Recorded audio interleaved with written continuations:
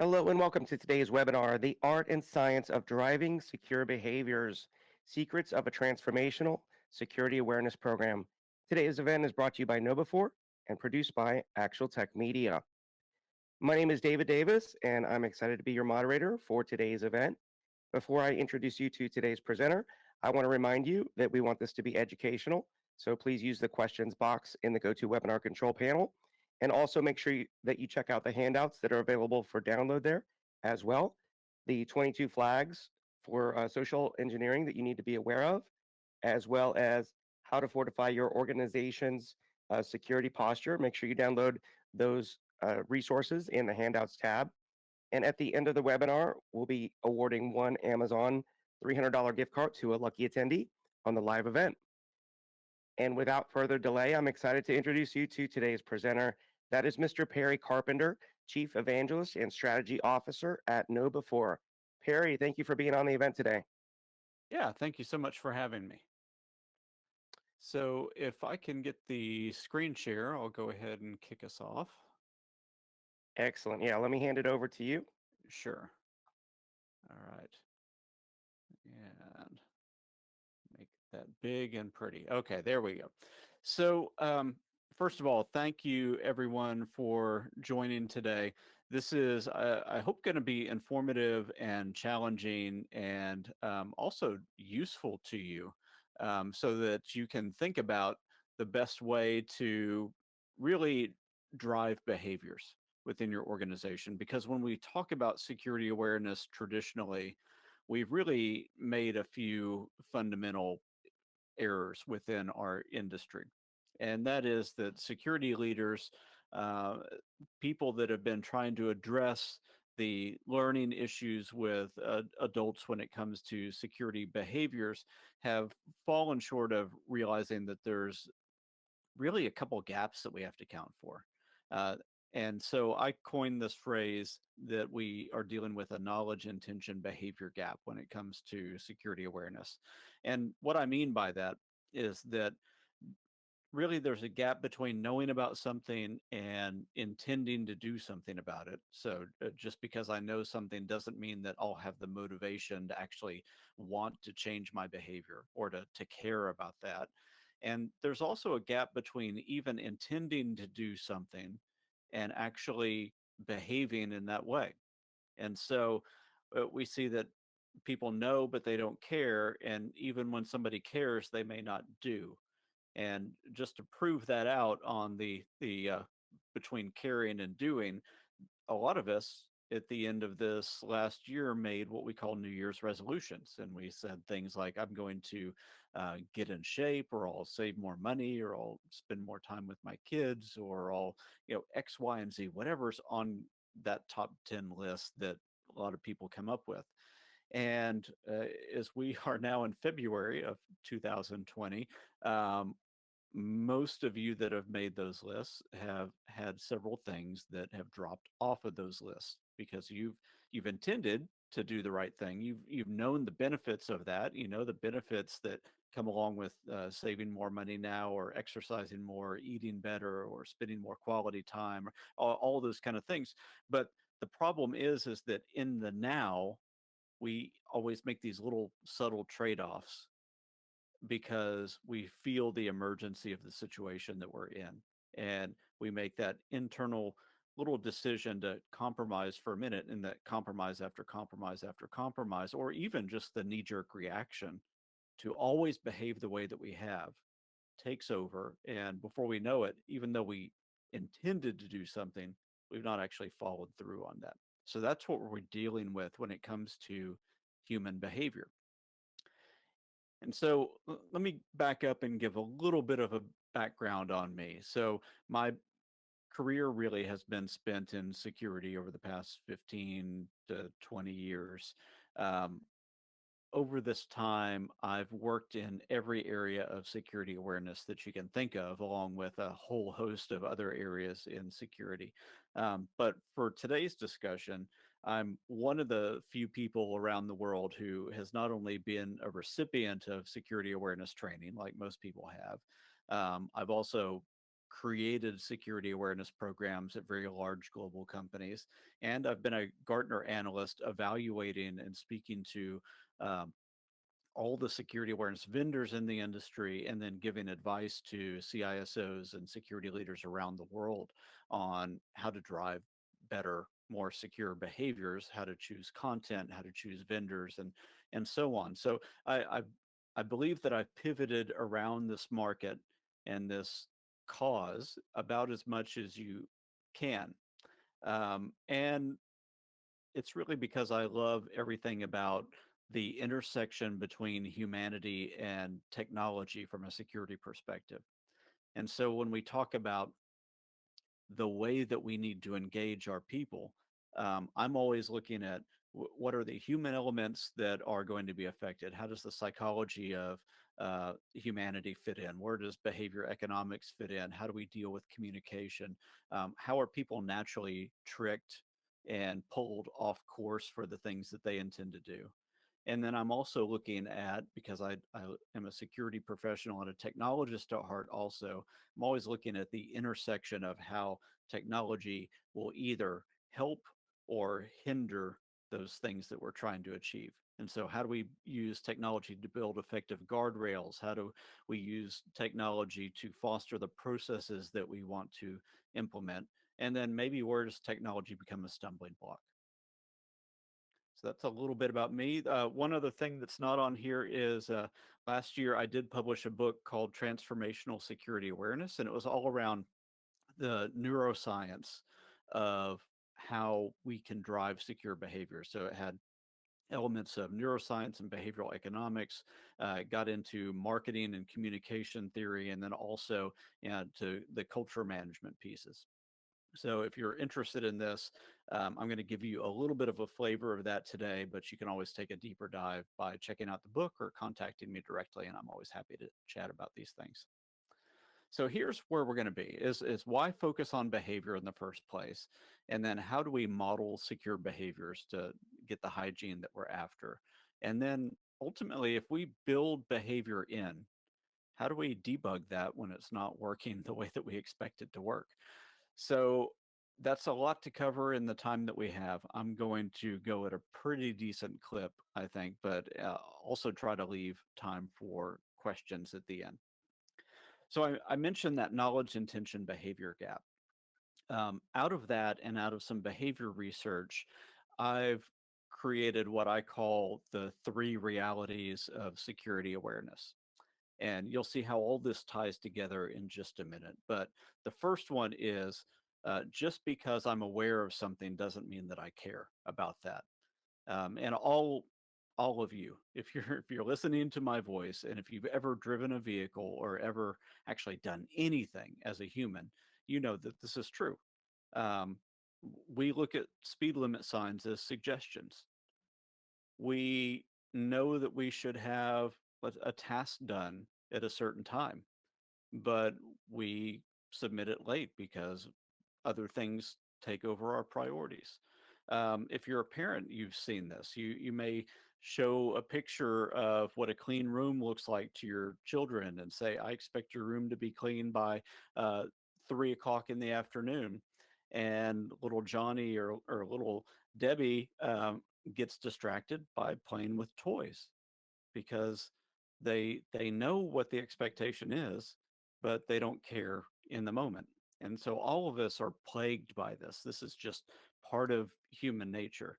And so here's the disconnect though, is that traditional security awareness programs have tried to really deal with the human element by just throwing information at people and saying, hey, if we make them quote unquote aware, then we're fixing the problem. If we give them more information, then somehow everything will get better. And we've seen breach after breach after breach that that's not the case because a lot of these organizations have had security awareness programs. And so, what do we do then? Well, that brings us to another reality, which is if we try to work against human nature, we will fail. So if we ignore the fact that awareness doesn't lead to caring, And if we ignore the fact that just because I know something doesn't mean that I intend to do it, and even when I intend to do it doesn't mean that I will do it, if we ignore that, we'll ultimately fail. We'll have these unmet expectations and we will continue to suffer breach after breach after breach, which leads straight into this third reality, which is what our employees do is way more important than what they know. So I'll state this as explicitly as I can. What your employees have known, or what an organization's employees have known, has never stopped a breach from happening. The only thing that will stop or allow a breach is what an employee does. So the knowledge can get thrown out the window and overridden by a knee-jerk reaction or behavior or inattention or anything else. But it's all those things that actually result in behavior. And so the only way to stop a breach is to focus on the behavior aspects and to train the right behaviors. Now you can inform behavior in some ways through knowledge, but we need to flip the paradigm and focus on the behavior side first, and then backtrack to where some of the informational components can come in, rather than leading with the informational components and assuming that the behavior pieces happen. And so that's, in a nutshell, my philosophy behind security awareness and the way that we need to the build up the posture of human behavior within our organizations. And so everything that I talk about from this point on will flow out of that, and we'll tease out a few other details. So here's the reason why all of this is true is that, and this comes from a Nobel Prize winning behavioral economic professor, Daniel Kahneman. He created a number of groundbreaking pieces of research in the field of behavioral economics. Uh, but one of the fundamental things that he really talks about is that when it comes to thinking, humans have two levels of thinking. We have a system one thinking style and a system two thinking style. And system one is very fast, it's all about shortcuts, what we would call heuristics. It continually scans the environment and just reacts to it. It's really fast, but it's error prone because it's all about saving time and really just trying to manage through the day as quickly as possible. It works automatically and effortlessly via shortcuts and impulses and intuition. So all of this is very reactive. And the fact is that this governs about 95% of human behavior. And system two is much slower. It takes a lot of effort. It is much more like working out a math problem. It's more disengaged from the reactive and more through the deliberate and methodical.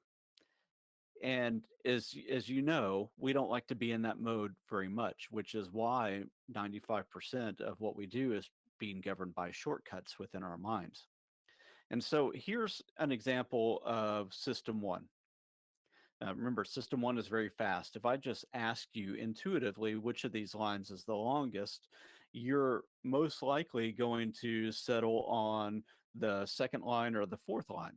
In reality, though, all four of these lines are the same. It's just a small optical illusion that can result in you making that impulse quick judgment of which line is the longest. And it's because, again, you want to process that and then disengage from it as fast as possible.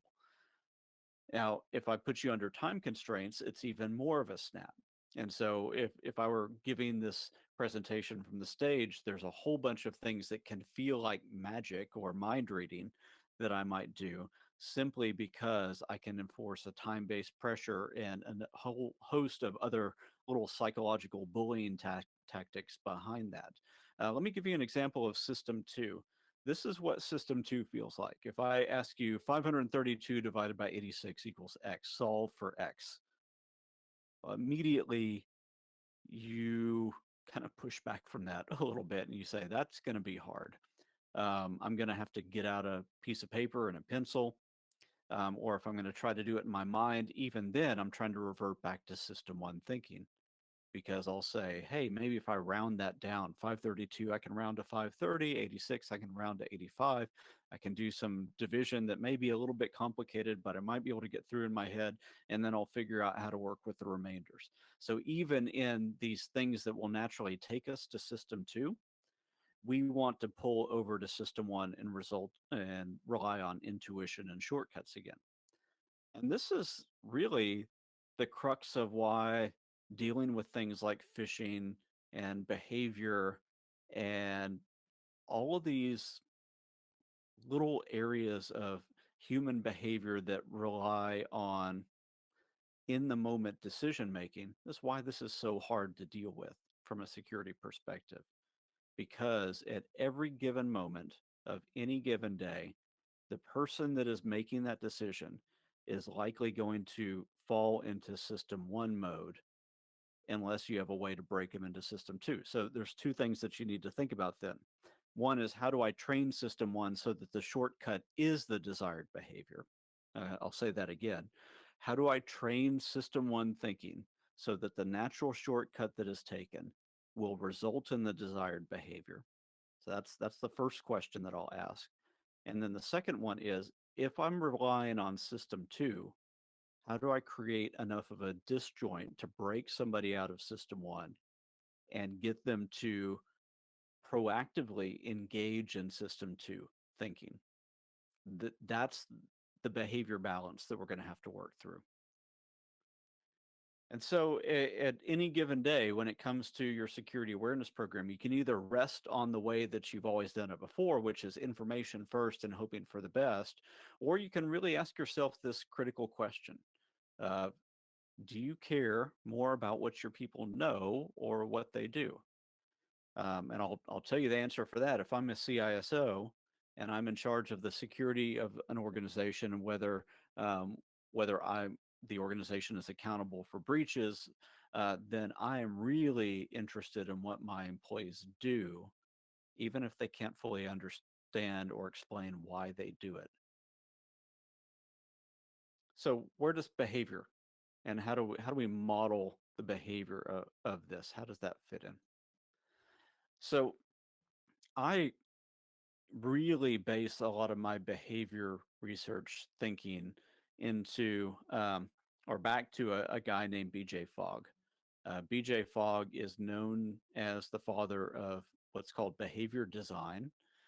And he really, when it comes to the technology revolution of what we would call highly engaging applications or habit forming applications like Twitter and Facebook and Instagram and those Flappy Bird, all those things.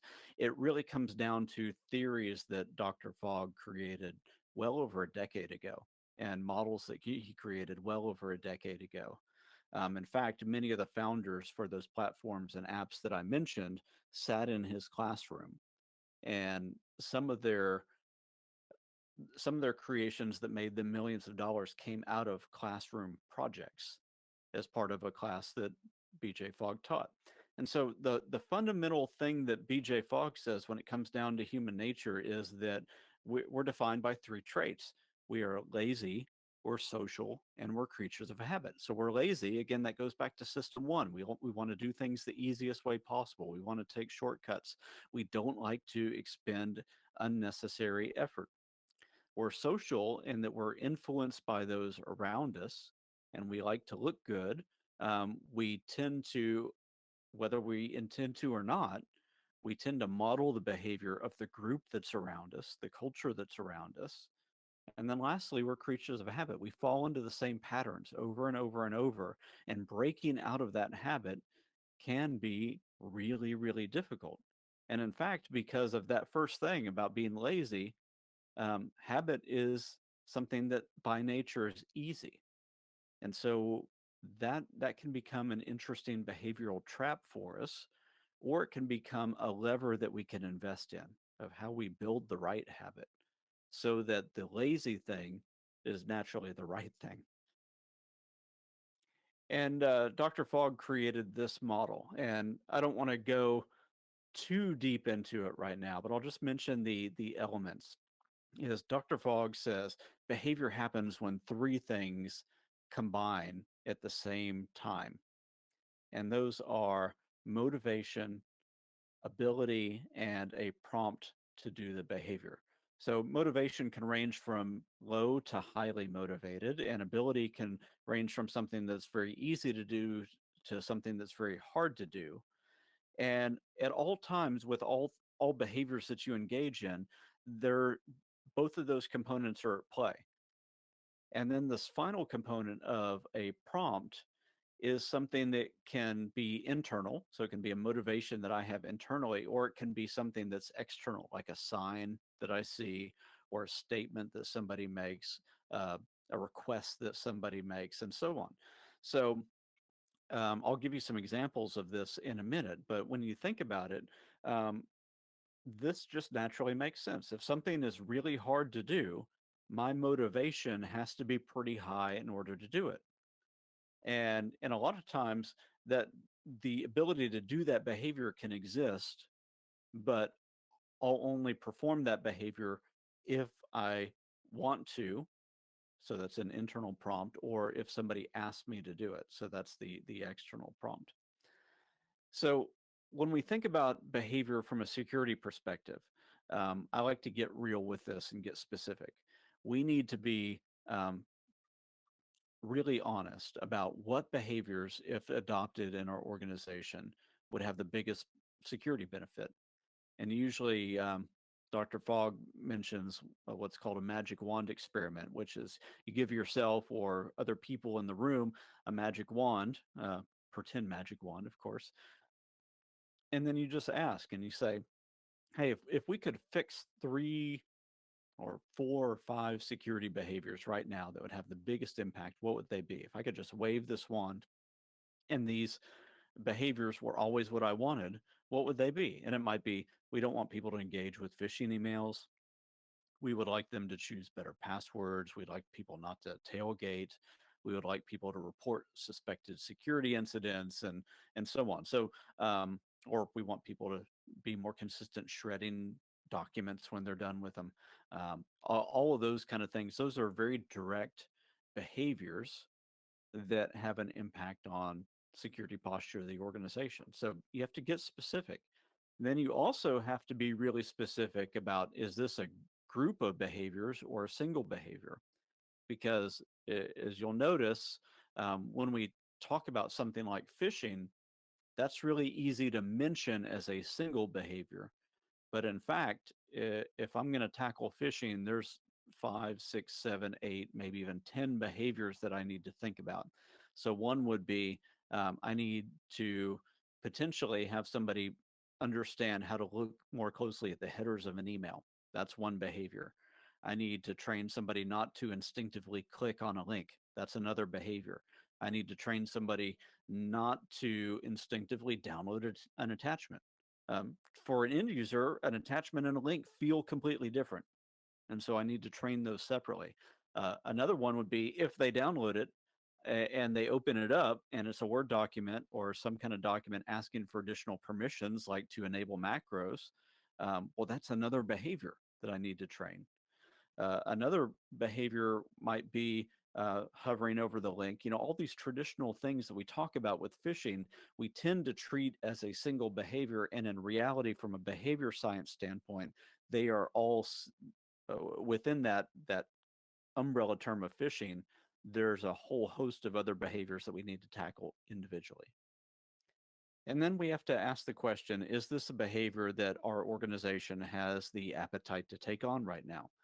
Um, So think about something like tailgating.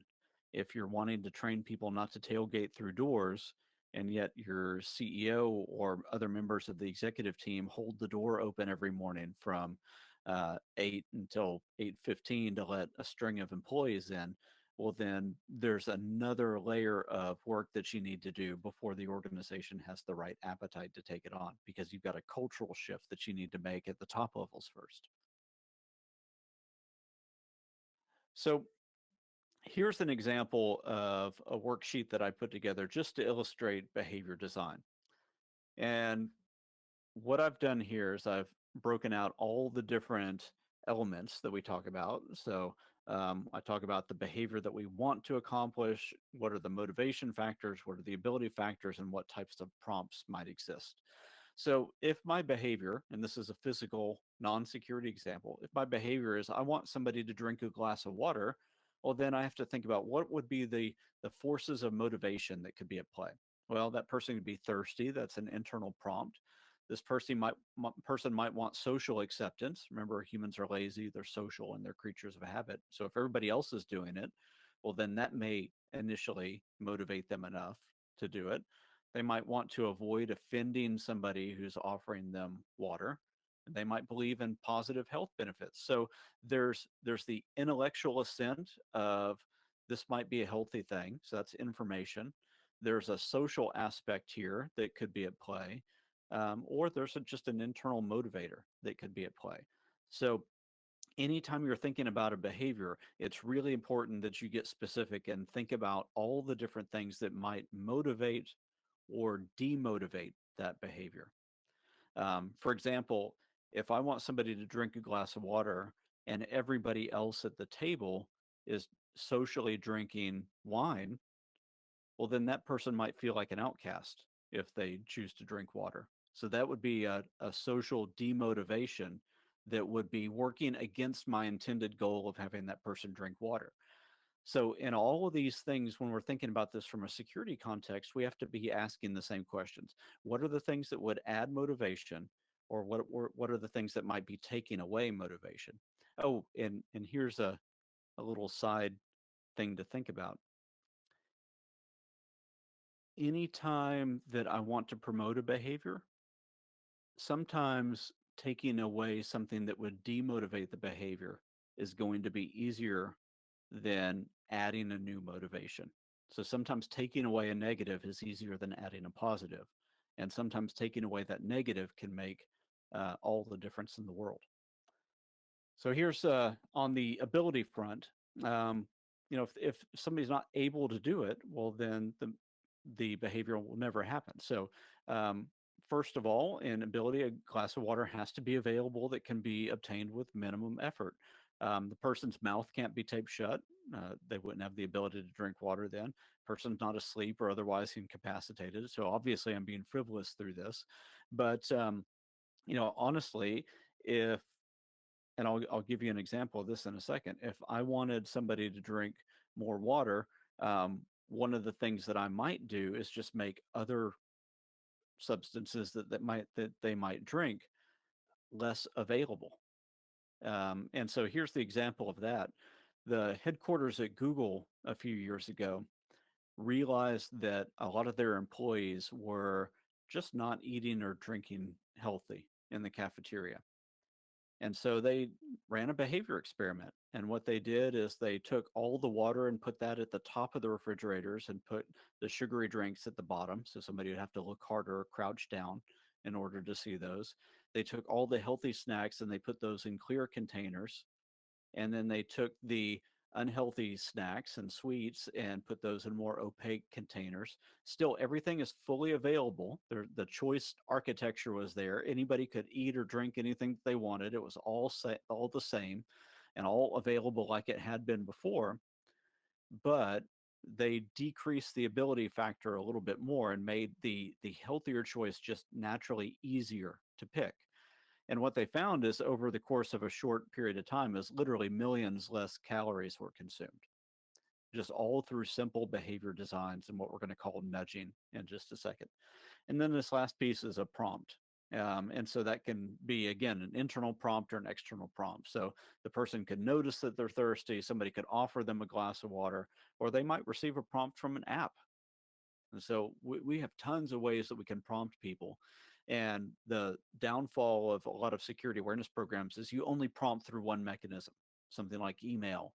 And in a lot of ways, that prompting mechanism, because we live in an overly prompted society, our people are dealing with what we would call prompt fatigue.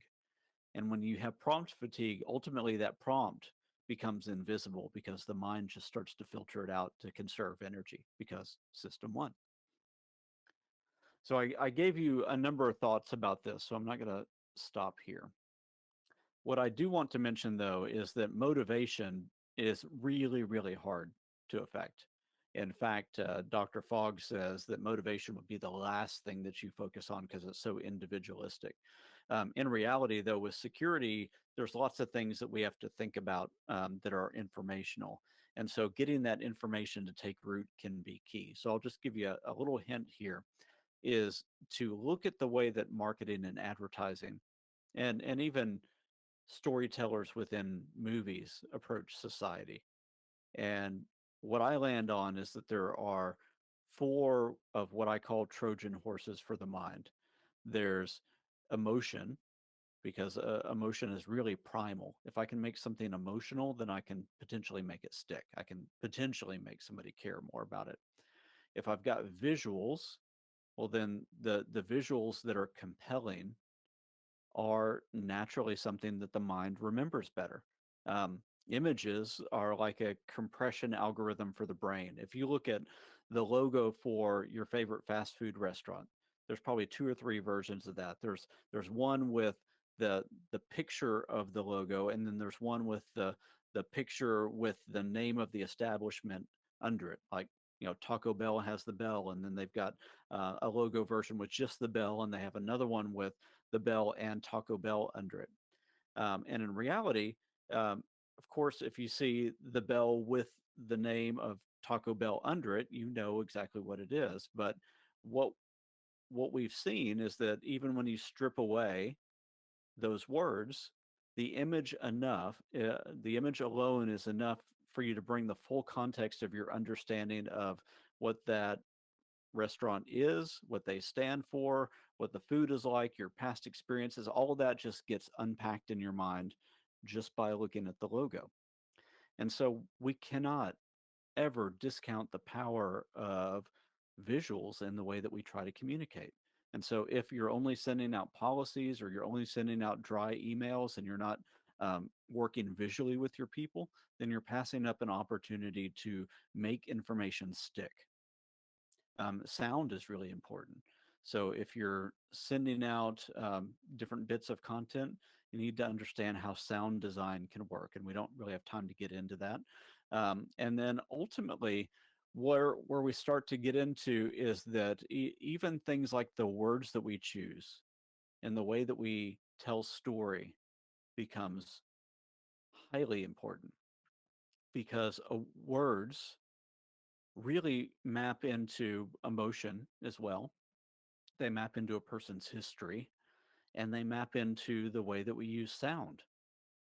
And so all of that is really at its core, it's primal, and it's based in the way that our ancestors shared morality tales, taught each other how to survive, and shared the richness of their history and made things memorable so that those traditions and those important facts could be handed down from generation to generation. So in the marketing world, marketers have really understood a lot of this well over the past several hundred years.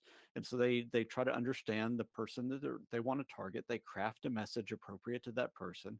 They seek the best way to capture that person's attention and connect with them. Then they use all these Trojan horses to embed that message within the person's mind. And then they immediately follow through and see if they're getting the response that they want. When it comes to security awareness, we need to not just send out the same dry messages over and over and over. We need to adopt this kind of model and realize that people's minds work in a certain way. And remember my reality of security awareness number two, which is if we try to work against human nature, we will fail. What many organizations have done in the past has ultimately failed because it's not adopted models like this. And then here's another bit of behavior science. So the idea of nudging is looking at all the choices that somebody can make, not necessarily taking any of those off the table, but making the choice that you want to happen easier or more appealing in some way. So here's one example. This is a toilet that I took a picture of in Germany, and there's a big history behind what you're about to see here is that a few decades ago, a German sanitation engineer realized that in the male bathrooms, there's a big problem, and this is a gross word, but there's a big problem with a phenomena called splashback, which basically means that men can't hit the urinal.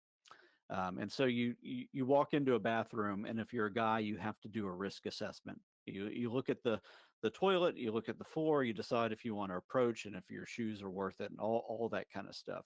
And so what this guy realizes that men are actually incredibly um, childish in a lot of ways, and so he super glued a little plastic fly into the urinal, and then all of a sudden he this guy's gamified urination. He's played to the childlike instincts that lots of men have, and now it's target practice. Decreased splashback by over 85%, if I remember the stats right. And so again, just a small nudge. He didn't change anything else about the dynamic. He just did something that would increase motivation so that the natural ability that the men had when they went to the bathroom would be harnessed better. Here's another one. This is an example of a recycling decision. Again, this is an in the moment nudge where somebody can make the decision either to contribute to a landfill or to recycle something. And you'll see the nudging elements here as you see that the word landfill, that's a naturally dirty word on its own. You'll see the picture that's there showing the ultimate end result of the decision that that person's about to make in the moment. And you see this dumpster just disgorging its contents. It looks and feels dirty. And then you look over on the recycle side, the choice of the lettering, color is being used. You see the word recycle in green. So green is associated with life. Remember, I talked about Trojan horses of the mind earlier, and that the words that somebody picks are useful there. Again, now we're seeing landfill, the way that that's used. We're seeing recycle, the way that that's used. You see the imagery here pulling in as well, and these bottles almost have like a halo like glow around them, and it's showing the things that can be recycled. So all of that in the moment. Here's a couple other pictures. These are from local grocery stores that I've been at. One is, of course, they're trying to drive better healthy eating habits for kids. And so they've got free fruit as kids enter the store. So they might not be hungry when they hit the checkout aisle, and they might not scream for candy. Um, I've seen that work off and on. I rarely see kids walking around our supermarket holding a banana and then not crying in the checkout. But hey, it's a try. You see the attempt there. This other one, this last one, is at my local Walmart, and it does work. And Walmart does have a behavior design unit. And what they realized was that a lot of people do want to give to charity. It just feels really inconvenient. So they have motivation, but the ability piece is lots of times lacking. They don't know where to go. They don't know how to give. And even when, let's say, somebody calls my phone and says, "Hey, I work for Children's Miracle Network. Would you like to give?" A lot of times, the timing is inconvenient. So I still have a little motivation, but might not trust as well. I do have the ability financially to do it, but the timing isn't right. So the prompt has hit at the wrong time. Well, here, imagine you've just scanned $300 worth of groceries, and then somebody says, "Hey, would you like to give $1 to fight world hunger?" Well, okay, I'm about to swipe a credit card anyway, so $1 is nothing. It's at a time it's convenient. It's not any additional clicks. It's not any additional anything else. I've got to go through this prompt no matter what. And so it can leverage the natural, yeah, I want to do something good. And I may even feel guilty if I don't because I just scanned $300 worth of groceries. So all of this hits at the right time. And until you get prompt fatigue with this, it works really effectively. Here's what this can look like in the security world. And I'm not a big fan of password strength meters because they're only as good as the algorithm, but the nudging effect is undeniable here. Is you can have the password strength meter. You can start to use words like, "Hey, this is a great password. This is a not so great password." You can give in the moment training if you wanted to. So if you get a password change portal, you could hook that up to a password strength meter that is maybe associated with a good algorithm, one that is really following best practices from a security perspective, and is giving that immediate in the moment feedback. The other thing is, let's assume that you do password training as part of your security awareness program, um, because most days people aren't naturally just changing their passwords. If you're giving that password training once a year, then most everybody feels it's irrelevant the day that you give it. But if you can combine your password training module or some quick hit password training on your password change page or portal within your organization, then you're naturally associating that training at a point in time that the person is more likely to care about it because it impacts their day on the day that they're actually needing to change their password. So that's a really important thing to be able to do is if you're training somebody, the closer you can do it to the time where they'll feel the need to have that information in their mind, the better, because they'll be able to associate the importance of it and they'll be able to maintain the relevance of it.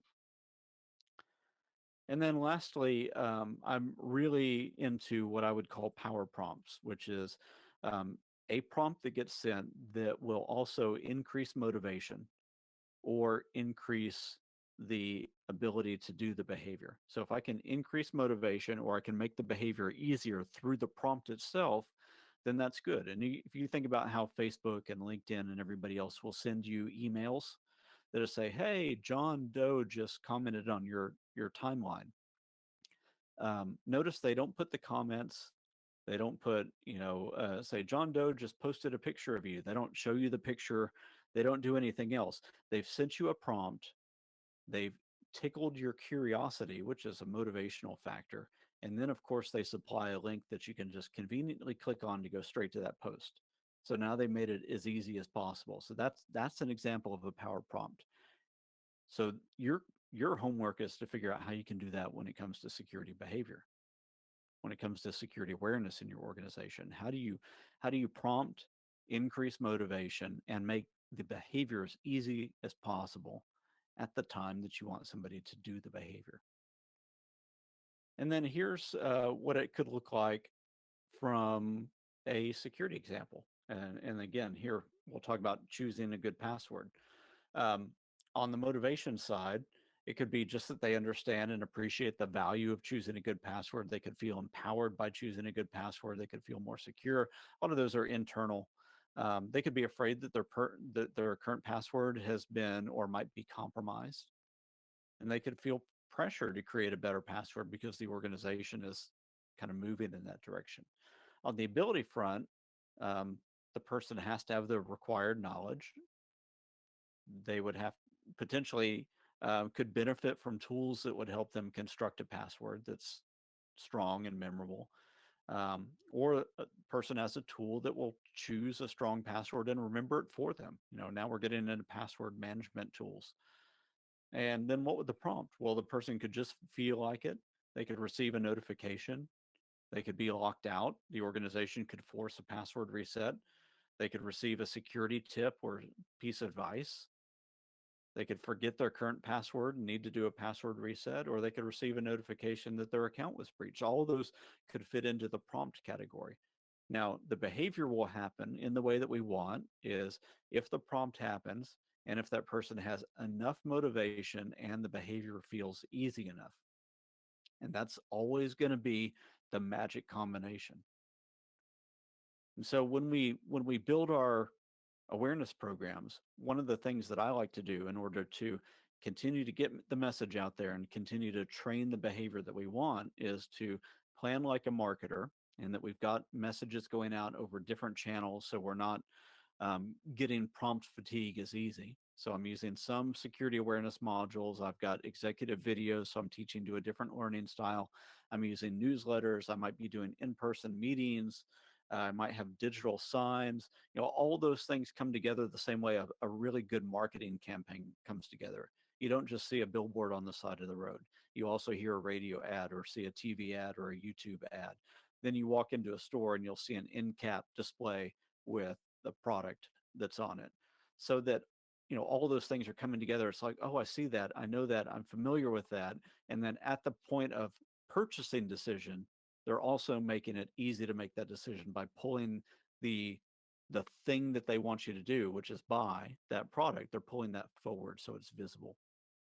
And then test like an attacker. If you're trying to train a behavior like fishing, you're ultimately working for motor memory and you're trying to build a muscle. And so if you're only doing fishing training once a year or once a quarter, think about what the effect would be with your body if you only go to the gym or work out once a year or once a quarter. You're not going to see any change.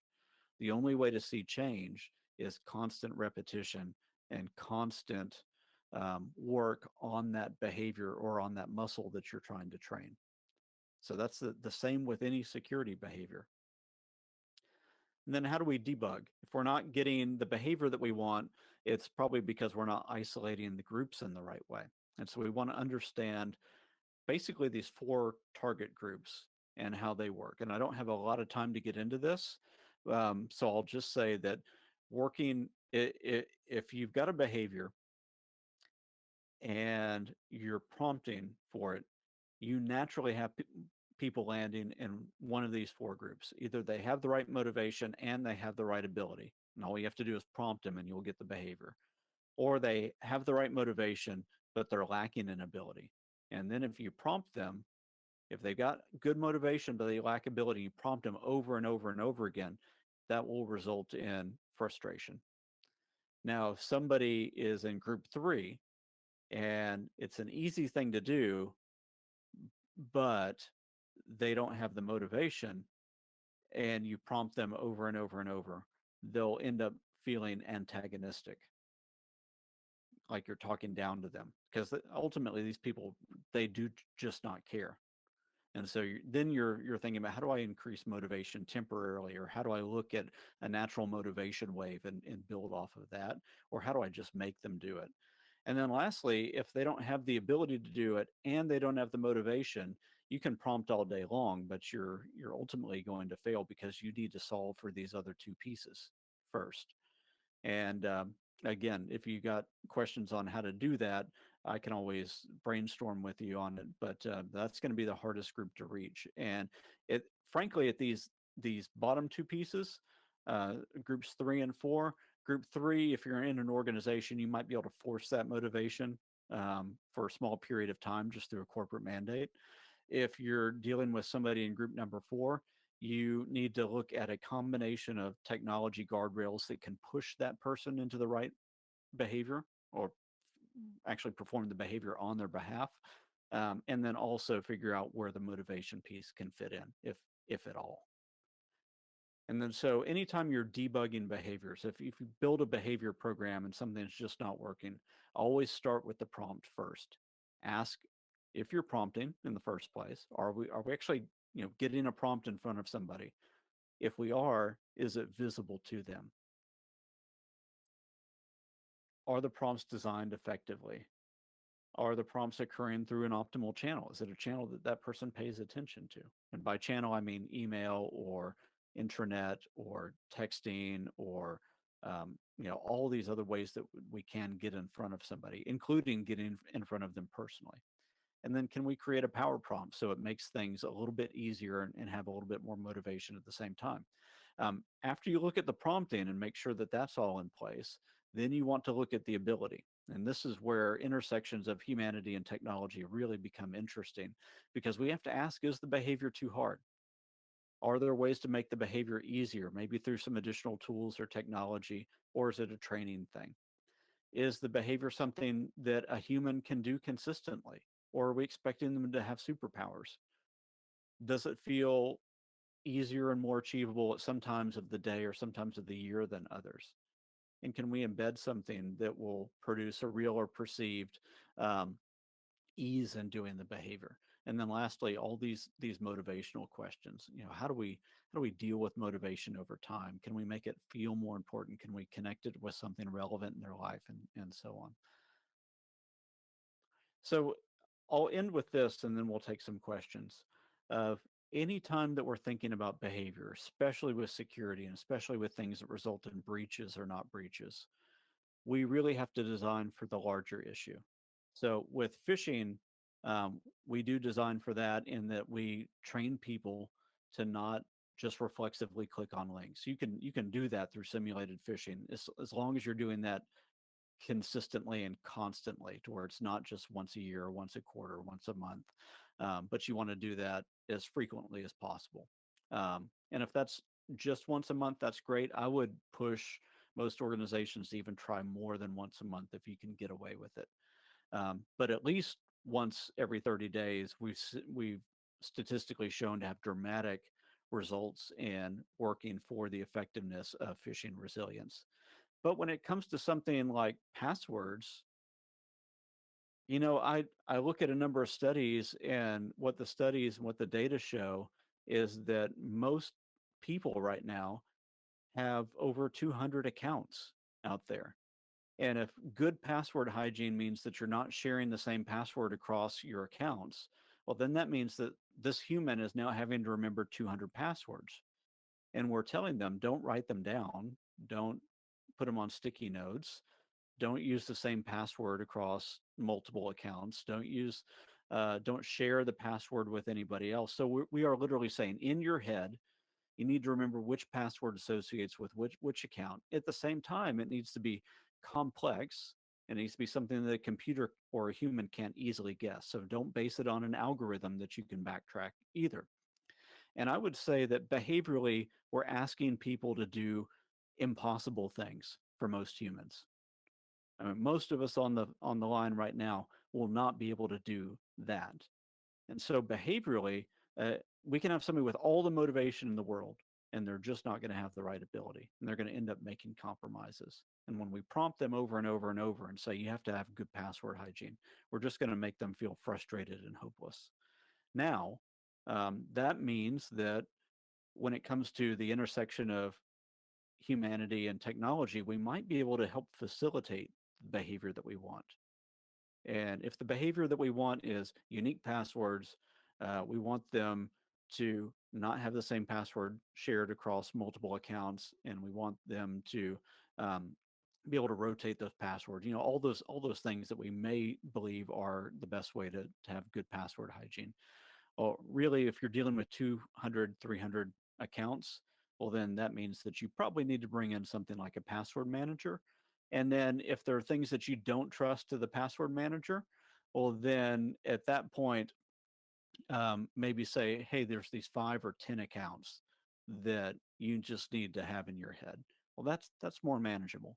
And so you can blend technology approaches to recognize the human condition and to ultimately respect humans, let them play a critical part in security like they do, but play to their strengths, and then start to push away the weaknesses of human nature. And ultimately, that's security reality number two is, uh, if we try to work against human nature, we will fail. So if we work with human nature, ultimately we'll succeed.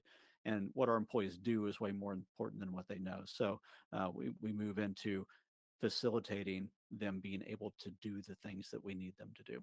And with that, I am done. I'll shameless plug for my book. Feel free to pick that up if you want to dive as deep as possible into all these things. And again, I'm always happy to connect. But let's go over and see if there's some questions. Absolutely. Yeah. Great presentation, Perry. We got a lot of good feedback during the event. I know I personally loved the segment on nudging, and Jeff said he loved that part of the event as well. Dan asked me for the title of your book, and he said that he is purchasing it now. So a lot of good Great. feedback. We do have some questions. George is asking, what about the idea that a strong password should never be changed? Have you heard that? And what are your thoughts about that? Yeah. So I think never should maybe be put in quotes. There's a lot of conflicting password guidance out there. And what is strong now may not be strong in the future. And ultimately, if it's strong, um, I do think that it can stay in place for a long time. So ultimately, what we found through the research and just the way that human minds work is, if we're enforcing password rotation once a quarter, ultimately that starts to devolve into bad password hygiene because people are going to take shortcuts. Again, back to system one thinking. So a long, strong, good password can stay in place for a long time. The thing that will degrade against that then is if that password gets breached in some way. And then at that point, of course, you need to rotate that into something else. Okay. Okay. Good advice. Another question Raymond is asking: are there any positive reward systems that you found helpful? Positive rewards change depending on the individual. So I would look at the social context that those people are in and start to see what's going to be meaningful to them. So here's a here's the thing that I've seen not work is, let's say you see somebody doing the right thing and you want to reward them and you just kind of blindly give them a Starbucks gift card for $5.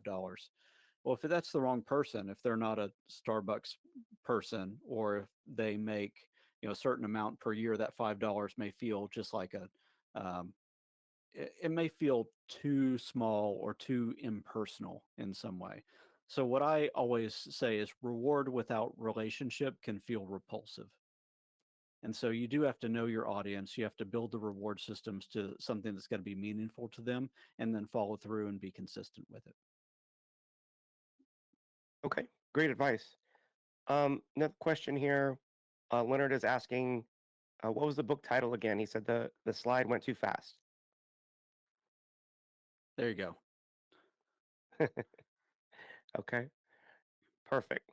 Another question, Chris is asking, how frequently do you recommend to force end users change their passwords? 60 or 90 or more?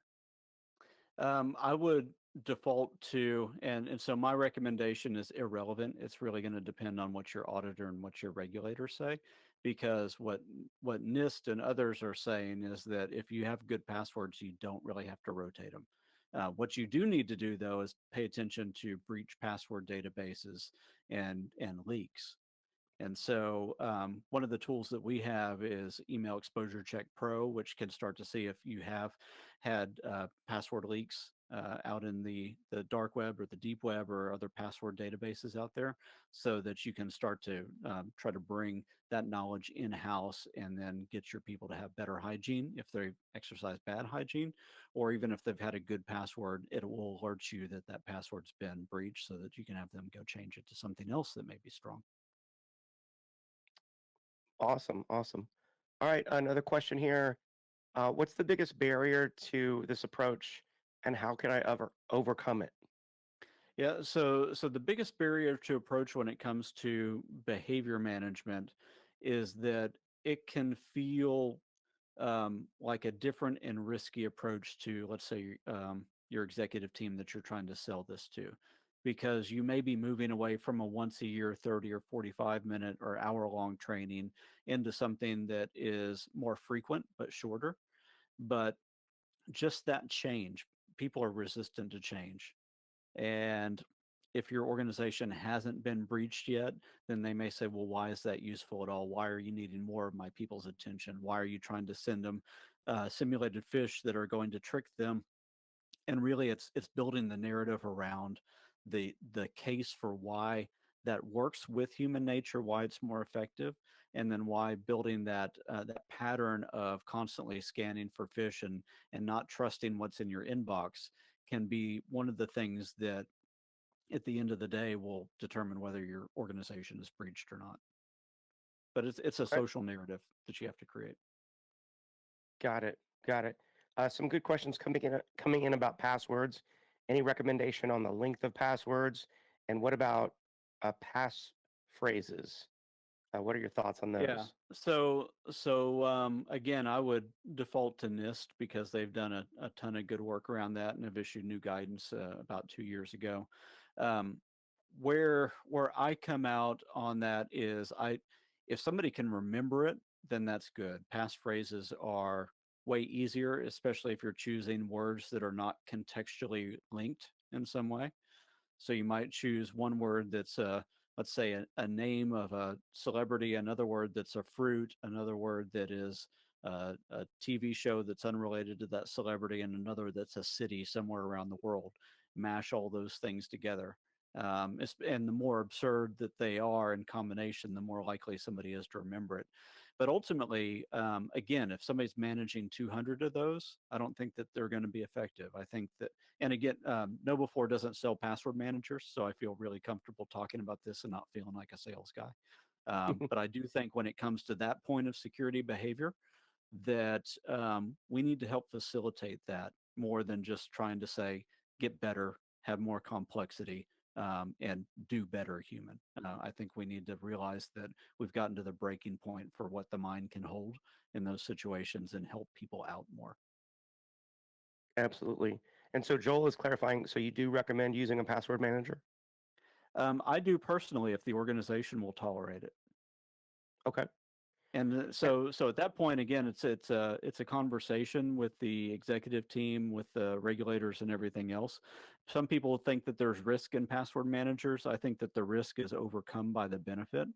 Um, and that being able to say, all right, you can manage 195 of your 200 with the password manager, and it will deal with all of the complexity and have the hygiene that we want enforced at that realm. But if there's 5 systems or 10 systems that you think it's just too risky to have the password manager manage, well, a person can remember 5 or 10, and so I might enforce that higher level of standard on those 5 or 10, and just say that's the compromise that we can get to as an organization.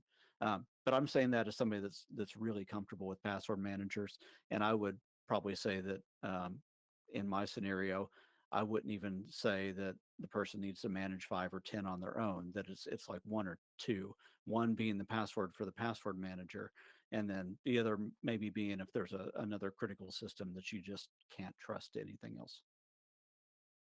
Got it. Got it. Okay. Well, I know we're running out of time here. We've got lots of great questions that we've received.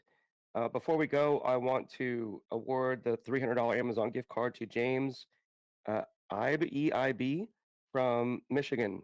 Congratulations, James from Michigan. And Perry, I want to thank you for your excellent presentation. I really enjoyed it. I learned a lot. I know the audience did as well. Thank you so much for being on the event today. Yeah, thank you so much. It was a lot of fun. Thanks. And thank you to KnowBe4 for supporting today's event. Perry's put his contact information there on the screen. Feel free to contact him if you have further questions after the event. And of course, visit knowbe4.com. And don't forget to download the 2 handouts that are available there in your audience console. Again, thank you to KnowBe4 and thank you to our audience. We'll see you next time. Have a great day. Bye bye.